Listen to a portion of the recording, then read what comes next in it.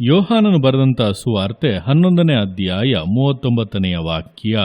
ಯೇಸು ಆ ಕಲ್ಲನ್ನು ತೆಗೆದು ಹಾಕಿರಿ ಅನ್ನಲು ತೀರಿ ಹೋಗಿದ್ದವನ ಅಕ್ಕನಾದ ಮಾರ್ಥಳು, ಸ್ವಾಮಿ, ಅವನು ಸತ್ತು 4 ದಿವಸವಾಯಿತು, ಈಗ ನಾತ ಹುಟ್ಟಿದೆ ಅಂದಳು. ಈ ವಾಕ್ಯದಲ್ಲಿ ಲಾಜರನು ಸತ್ತು ಹೋದಂಥ ಸಮಯದಲ್ಲಿ ನಡೆದಂಥ ಘಟನೆಗಳನ್ನು ವಿವರಿಸಲಾಗಿದೆ.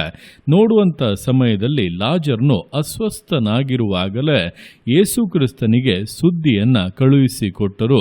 ಆದರೆ ಯೇಸು ಕ್ರಿಸ್ತನು ಬರುವುದು ತಡವಾದದರಿಂದ ಲಾಜರನು ಆ ಅಸ್ವಸ್ಥತೆಯಲ್ಲಿ ಸತ್ತು ಹೋದನು. ಅವನನ್ನು ಸಮಾಧಿ ಕೂಡ ಮಾಡಿಬಿಟ್ಟರು. ಈಗ 4 ದಿನಗಳಾದ ಮೇಲೆ ಯೇಸು ಕ್ರಿಸ್ತನು ಆ ಊರಿಗೆ ಬರುತ್ತಾ ಇದ್ದಾನೆ. ಬಂದು ಲಾಜರ್ನನ್ನು ಸಮಾಧಿ ಮಾಡಿದಂಥ ಸ್ಥಳಕ್ಕೆ ಹೋಗುತ್ತಾ ಇದ್ದಾನೆ. ಅಲ್ಲಿ ಹೋಗಿ ಕೆಲವೊಂದು ಕಾರ್ಯಗಳು ನಡೆದ ನಂತರ ಯೇಸು ಹೇಳುತ್ತಾ ಇದ್ದಾನೆ, ಅವನನ್ನು ಮುಚ್ಚಿದಂಥ ಸಮಾಧಿಯ ಕಲ್ಲನ್ನು ತೆಗೆಯಿರಿ ಎಂಬುದಾಗಿ. ಆ ರೀತಿಯಾಗಿ ಹೇಳಿದ ಕೂಡಲೇ ಲಾಜರನ ಅಕ್ಕನಾದಂಥ ಮಾರ್ಥಳು, ಸ್ವಾಮಿ, ಅವನು ಸತ್ತು 4 ದಿವಸವಾಯಿತು, ಈಗ ನಾತ ಹುಟ್ಟಿದೆ ಎಂಬುದಾಗಿ ಹೇಳುತ್ತಾ ಇದ್ದಾಳೆ. ಅಂದರೆ ಅವನು ಸತ್ತದ್ದು ಕೂಡ ನಿಜ. ಕಲ್ಲು ಇರುವಾಗಲೇ ಅವನ ದೇಹವು ಕೊಳೆತು ದುರ್ವಾಸನೆ ಬರುತ್ತಾ ಇದೆ. ಇನ್ನು ಕಲ್ಲು ಉರುಳಿಸಿ ಬಿಟ್ಟರೆ ಎಷ್ಟರ ಮಟ್ಟಿಗೆ ದುರ್ವಾಸನೆ ಬರಬಹುದೆಂಬುದಾಗಿ ಮಾರ್ಥಳು ಲೆಕ್ಕಾಚಾರ ಮಾಡಿ ಯೇಸುವಿಗೆ ಹೇಳುತ್ತಾ ಇದ್ದಾಳೆ.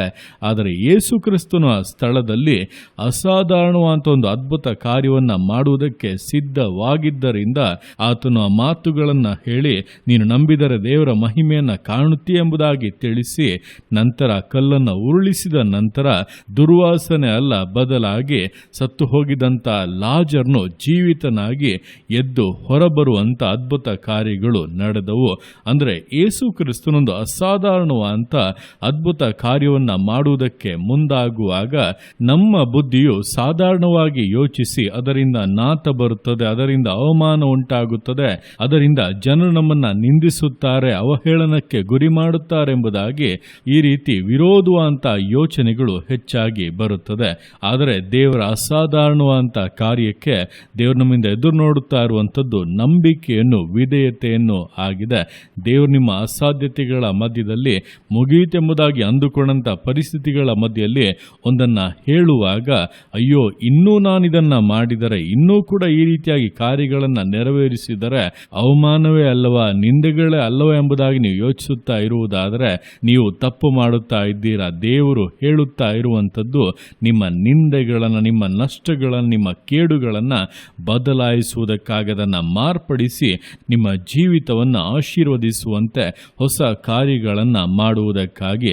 ಆದ್ದರಿಂದ ಈ ದಿವಸಗಳಲ್ಲಿ ನಿಮ್ಮ ದುರವಸ್ಥೆಯ ಮಧ್ಯದಲ್ಲಿ ಇನ್ನೂ ನಾತ ಬರುತ್ತಾ ಇದೆ, ಇನ್ನೂ ಅವಮಾನಗಳುಂಟಾಗುತ್ತದೆ ಎಂಬುದಾಗಿ ನೀವು ಅಂದುಕೊಳ್ಳುವಂಥ ವಿಷಯಗಳ ಮಧ್ಯದಲ್ಲಿ ದೇವರ ಸ್ವರವನ್ನು ಕೇಳಿದಕ್ಕೆ ವಿಧೇಯರಾಗುವುದನ್ನು ಎಂದಿಯೂ ಕೂಡ ಮರೆತು ಬಿಡಬೇಡಿ.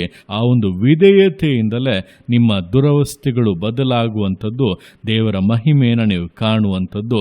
ಆದ್ದರಿಂದ ದೇವರ ನಿಮ್ಮೊಟ್ಟಿಗೆ ಮಾತನಾಡಿ ನಿಮಗೆ ಕೆಲವೊಂದು ವಿಷಯಗಳನ್ನು ಕಟ್ಟಲೆ ಇಡುವಾಗ ಧೈರ್ಯವಾಗಿ ಮಾಡಿರಿ. ಅವಮಾನವಾಗುತ್ತದ, ನಿಂದೆಗೆ ಗುರಿಯಾಗುತ್ತೇನಾ, ಆಶಾಭಂಗ ಪಡುತ್ತೇನಾ ಎಂಬುದಾಗೆಲ್ಲ ಯೋಚಿಸಿ ಹಿಂಜಾರಬೇಡಿರಿ. ಕಾರಣ ದೇವರದಲ್ಲಿ ಮಹತ್ತಾದಂಥ ಅಸಾಧಾರಣವಾದಂಥ ಅದ್ಭುತ ಕಾರ್ಯಗಳನ್ನು ಇಟ್ಟಿದ್ದಾರೆ ಎಂಬುದನ್ನು ತಿಳಿದು ದೇವರ ಕರಗಳಲ್ಲಿ ಸಮರ್ಪಿಸಿ ವಿಧೇಯತೆಯಿಂದ, ದೃಢತೆಯಿಂದ, ಸಮರ್ಪಣೆಯಿಂದ ವಿಶ್ವಾಸ ಜೀವಿತಗಳನ್ನು ಮುನ್ನಡೆಸೋಣ. ದೇವರ ಕರಗಳಲ್ಲಿ ಸಮರ್ಪಿಸಿ ಪ್ರಾರ್ಥಿಸೋಣ. ಯೇಸುವೆ, ಸ್ತೋತ್ರ ರಾಜ, ಕೊಟ್ಟಂಥ ಈ ದಿವಸಕ್ಕೋಸ್ಕರ ಸ್ತೋತ್ರ ಕರ್ತನೆ. ಈ ದಿವಸ ನಿನ್ನ ಕರಗಳಲ್ಲಿ ಸಮರ್ಪಿಸ್ತೇನೆ. ಪ್ರತಿಯೊಂದು ಜೀವಿತಗಳನ್ನು ನೀನು ಆಳ್ವಿಕೆ ಮಾಡು, ಬಲಪಡಿಸು ಕರ್ತನೆ. ಹೌದಪ್ಪ, ನಿನ್ನ ವಾಕ್ಯದ ಮೂಲಕ ನಿನ್ನ ಮಟ್ಟಿಗೆ ಸ್ಪಷ್ಟವಾಗಿ ಮಾತನಾಡಿದ್ದೀಯ.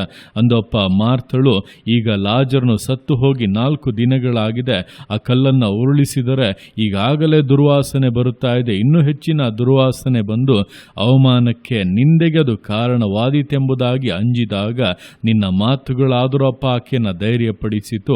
ಆ ಕಲ್ಲನ್ನು ಉರುಳಿಸಿದ ನಂತರ ಯೇಸುವಿನ ಅಸಾಧಾರಣವಾದಂಥ ಶಕ್ತಿಯು, ಅಧಿಕಾರವುಳ್ಳಂಥ ಮಾತು ತೋರ್ಪಟ್ಟು ಸತ್ತು ಹೋಗಿದಂಥ ಲಾಜರ್ನು ಜೀವದಿಂದ ಎದ್ದು ಬರುವಂತೆ ಅದ್ಭುತ ಕಾರ್ಯಗಳು ನಡೆದ ಹಾಗೆ ದಿವಸಗಳಲ್ಲಿ ನಮ್ಮ ಜೀವಿತದ ದುರವಸ್ಥೆಯ ಮಧ್ಯೆಯಲ್ಲಿ ಅಸಾಧಾರಣವಾದಂಥ ಅದ್ಭುತ ಕಾರ್ಯಗಳನ್ನು ಮಾಡುವ ಯೇಸುವೆ, ನೀನು ಹೇಳುವುದಕ್ಕೆ ನಾವು ವಿಧೇಯರಾಗುವುದಕ್ಕೆ ಒಪ್ಪಿಸಿಕೊಡುತ್ತಾ ಇದ್ದೇವೆ.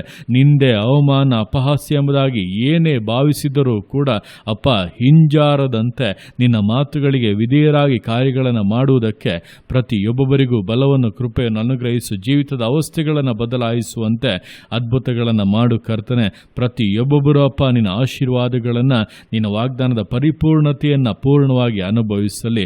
ನಿನ್ನ ಅತ್ತಿಗೆ ಮಾಡುವಂಥ ನಿನ್ನ ಪ್ರೀತಿಗೋಸ್ಕರ, ಕೃಪೆಗೋಸ್ಕರ ಅಪ್ಪ ನಿಮಗೆ ಸ್ತೋತ್ರಗಳು.